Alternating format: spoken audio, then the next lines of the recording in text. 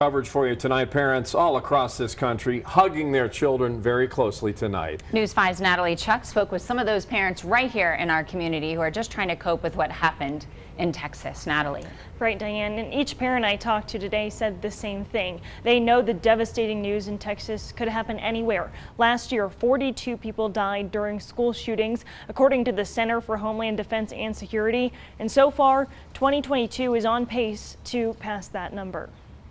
Hi. Jennifer Smith is at home with her daughters, safe and sound, and feeling grateful. What if I got that call that my child was dead? Smith was shocked when she heard about the tragic shooting at an elementary school in West Texas, and at the same time disappointed by how common these acts of violence have become. Again, because last, like I said, Sunday, we were doing the candlelight for the Buffalo families, and I'm like, what is going on again? Like, what is the mental issues that is happening with these people? Like, they are very sick. A mental health crisis is exactly what experts are attributing the crime to. If it feels to people like these kinds of events are becoming more common, it's because they are. Christy Krings is the CEO of Rachel's Challenge, an organization started in honor of Rachel Scott, the first student murdered at Columbine High School in 1999. The group works towards keeping violence out of schools. It is simultaneously the most rewarding and the most difficult job I've ever had,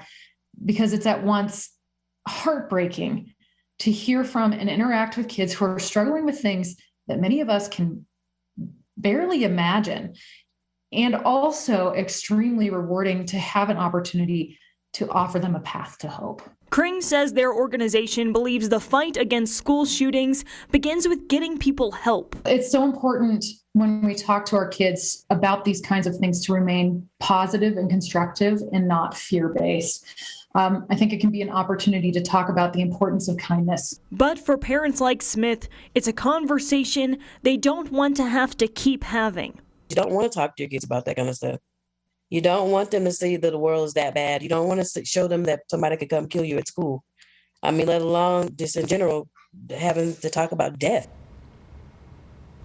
And even though it can be hard to have that conversation with kids, Rachel's Challenge does have resources to try to make it easier for parents. We will have the information available for you on KOAA.com. Diane. Natalie, thank you. A gunman who opened